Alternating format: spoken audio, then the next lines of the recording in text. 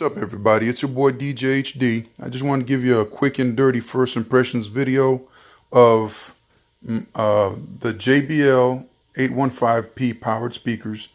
I've got an ad hoc setup over here. I just threw together an old mixer, 1/4 inch out input into the speaker, and just wanted to make sure it sounded right before I started using it this weekend. As you can tell, they have network connectivity on the back of these speakers, and that's not for sound, that's just to configure them. And I've got one of my laptops here, just aux cable into the mixer, and from the mixer to the speaker. But that being said, real quick, I just wanted to let some of my DJs know what I thought about these speakers. And right off the bat, I'll tell you guys that these speakers are not for newbies, okay? I mean, I'm giving you a realistic, real-world first impression, a practical user, somebody who's going to use these speakers. They are not for newbies, okay? They're probably not even for a DJ who's been DJing for a little while, for a few years, and you're looking to upgrade to something with a little bit more bang. Like, you know, I've got the EVs over there, the ZLX 15s. You know, for most guys who aren't experienced sound engineers, I would not recommend going to these unless you're really, really practiced and you know how to manipulate professional grade equipment. These speakers are very complicated. You know, everything from how you adjust your volume is not as simple as, like, you know, like the older speakers where you have a main volume button at the top, right? This is your master, right? And then you've got each gain for each channel, and you've got combo jack inputs and an auxiliary and mix out. That's it. And you know, that's how a lot of modern powered speakers are. This here, you only get 2 inputs, combo jack, but you know, your gain knob goes to negative 100 dB all the way up to 12, and then the lines, each line has goes from negative 80 to I think it's positive 10 or 20. I'm not sure, I have to check it, but it's just not a very user-friendly system. Okay.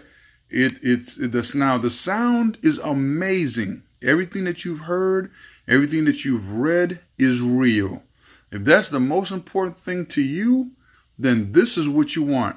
There are only a few speakers that are in the same class as these. And in my opinion, they are the EV ETX line and the Yorkville LS line, the power tops. Those are the competitors for these speakers.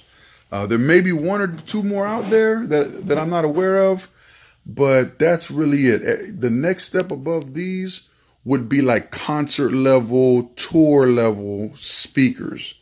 QSC, KWs, I hear a lot about them. They don't compare. They're not in the same class.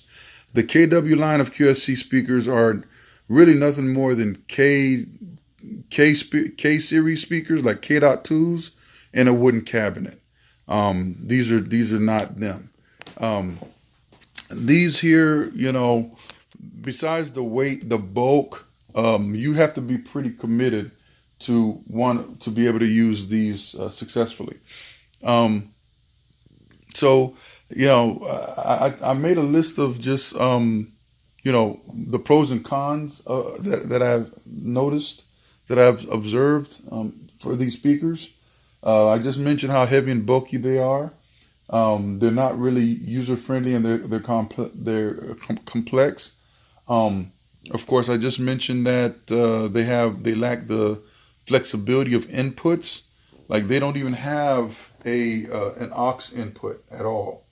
They assume whoever's going to be using these speakers, JBL does. JBL assumes that you're going to be using a professional mixer with all the inputs that you need. So they're not going to put it on this equipment on this speaker. And you know, the software that you can get with this speaker is the Audio Architect software. So you go on JBL's website and you download it, and through those Ethernet ports here that I showed you before, I got the blue one here and the yellow one there. I've got it running through a switch, and then through my home router, and then wirelessly. This is on Wi-Fi. The software is able to detect them, and I'm able to go into them and manipulate each speaker. By double clicking on them, I can adjust the EQs, and I can save presets. I can rename it. I can do a whole bunch of stuff. But like I said, that's what I mean. You know, that it's pretty. You know, it's a pretty involved piece of equipment. If you're gonna, you know, make that choice to go ahead and purchase them. But on the plus side, the onboard DSP is very intuitive. It's you know, it's got a lot of options. You know, you've got many presets. I think it's like 10 built-in presets. I'm not gonna go through all of them. There are other videos for that, but you know, you can not only go through the presets that come with it, but through the software that I just showed you, you can make your own presets, name it, and then save it into the speaker. I'm gonna go back here, and it's got a auto dim and just your it meters, shows your meters for both channels. If you had, like, let's say you had sound coming in on one channel and then a mic coming in on the other one, you know, you can see it right there. And then just some more info. But yeah, first impression, these speakers are, like, from a sound perspective, they're amazing. They exceed my expectations. They're what I thought they would be. They're much louder than anything else that I've ever had from a self-powered speaker perspective. The only thing that I have that's louder than this are my passive speakers. I've got quite an amp rack full of external crown amps. You know, thousands, over 10,000 watts worth of power that I've got coming through that amp rack. And, you know, my tops, I've got 5 double 15s, and then, you know, I've got 2 double 18s. But outside of that, these bang. And I mean, I would recommend these speakers only for really experienced DJs. I'm not going to play any sound on this video because I want to use it on different platforms, and I don't want to get flagged. And it won't really make a difference because I'm telling you, it's so loud that the mic on my phone, I mean, it will flatten out at a certain level. Even this equipment that I've got running to it just to test it, I can't even make a clip unless I intentionally distort whatever I'm playing. It just will not. It's just so much headroom. So I definitely recommend this speaker for a real serious person who's willing to deal with some of the inconveniences in order to get the best possible sound. It's your boy DJ HD. Thanks for watching.